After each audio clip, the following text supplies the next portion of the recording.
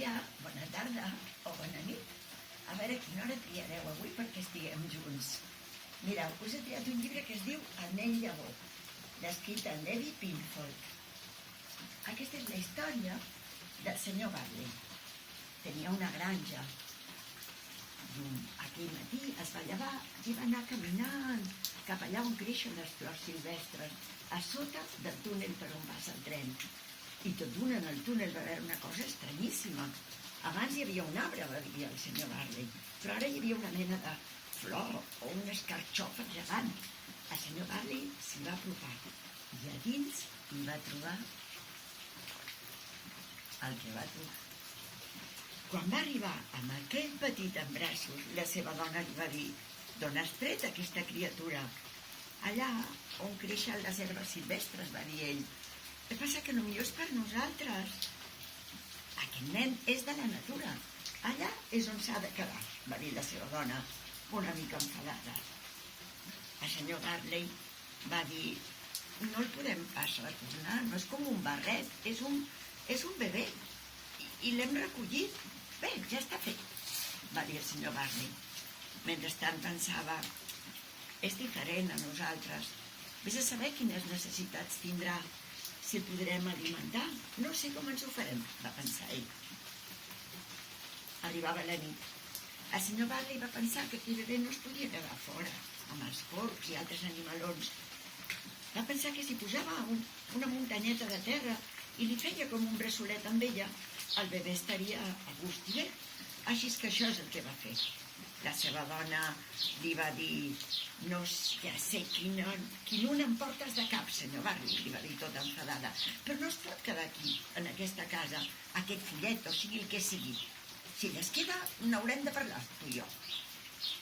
Demà quan em llevi». Però l'endemà, quan es va llevar, la senyora Barley es va trobar que a la cuina era com un hort. Hi havia crescut de tot. Carbasses, melons, pebrots, flors, de tot. Ella, enfadada, va dir: «I ara, com faré l'esmorzar?» I el senyor Barley, divertit, li va dir: «No cal, em sembla que els melons estan prou maduros». La senyora Barley, tota disgustada, se'n va anar cap a la sala d'estar per estar tranquil·la, però quan va entrar estava plena de fruiters, pomes, peres. «I ara aquesta nit com veuré la tele?», va dir ella. I el senyor Barley li va dir: «Bé, mira-te-la, potser veuràs què hi creix, a dins o per sobre». La senyora Barley només pensava en menjar, en marxar, agafar el cotxe i anar al poble a comprar, però no va poder ni moure el cotxe. El graig també estava ple de flors i de plantes que havien arrelat dins i fora del cotxe. El seu marit li va dir: «Però què vols anar a comprar? Si tenim de tot. Tenim pebrots, tenim cebes, fins i tot menta i unes pomes daurades, que són boníssimes». La senyora Barley va dir: «Em sembla que t'estàs tocant del bolet. Ara mateix vaig a trucar per telèfon, perquè ens vinguin a ajudar». Però quan va intentar agafar el telèfon s'havia omplert d'herbes. Estava tan enrabiada que ni va berenar ni va prendre el te. Se'n va anar directe al seu dormitori. I allà, envoltada de tots els espígols que havien crescut al voltant del llit, amb aquella oloreta tan bona que desprenen, la senyora Barley només pensava: «Per què ara? Per què aquí? I per què a mi?» No entenia res de res. L'endemà, a plena d'alba, va sentir un soroll estranyíssim. Venia de fora.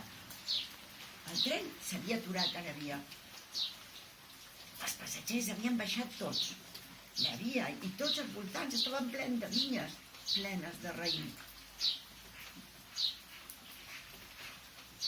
Els viatgers del tren van baixar i els Barley va intentar explicar que això passava des que tenien aquell nen, un nen llavor, li deien ells.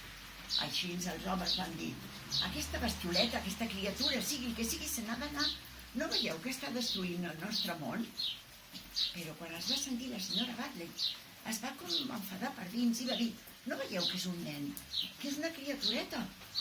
I que, a més, què dieu d'envair el seu món? Som nosaltres que hem envaït el seu, no ell el nostre.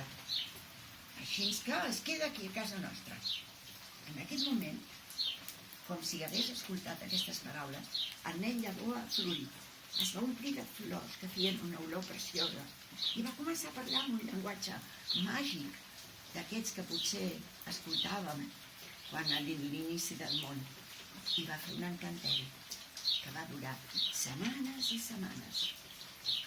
Aquells homes, aquelles dones, aquelles criatures, i moltes que van venir de més lluny es van quedar. I totes menjaven del que hi havia fet créixer en el llavor, i estava boníssim, i no els hi mancava de res. Nosaltres diríem que estaven panxa contents. El senyor Barley deia, ens ha deixat tantes coses, fixeu-vos, en tindrem per tot l'hivern. Però quan a l'estiu li surt la barba, se'n va i arriba l'hivern. Però va primer arribar la tardor, i el primer dia de tardor els Barley es van adonar que el nen llavor havia desaparegut. El senyor Barley va pensar, és un nen llavor, vés a saber on haurà de créixer, o què haurà de fer créixer aquest petit. Ara el senyor Barley i la senyora Barley sovint passegen per aquell lloc on el van trobar i miren cap a les muntanyes, miren els camps i pensen, què ens dirien? O què ens estan dient les muntanyes i els turons i els arbres, si els sapiguéssim escoltar, si els poguéssim entendre? Estic segur que quan l'hivern hagi passat i arribi de nou la primavera, aquí, a casa nostra, vés a saber el que tornarà a créixer. Potser el nen llavor tornarà i conte contat, aquest conte s'ha acabat. I fins demà, ja veieu, amb aquesta pluja, quantes coses naixeran en poc temps.